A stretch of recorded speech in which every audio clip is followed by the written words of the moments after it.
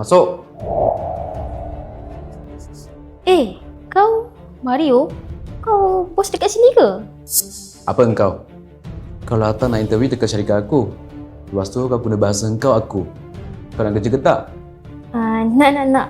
Saya minta maaf ya bos. Apa kata kita lupakan je benda yang lama tu. Kita buang yang keruh, kita ambil yang jenis. Lagipun tak eloklah ingat benda-benda lama ni. Kita move on je. Boleh kan? Pandai. Ambil yang keluar, buang yang jenis. Bila nak ada bekas salah sendiri, memang senang. Yalah, perempuan kan selalu rasa diri tu betul. Okey.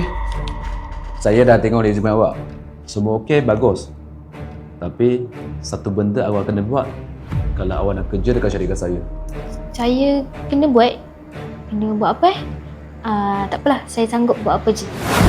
Kejap Masuk.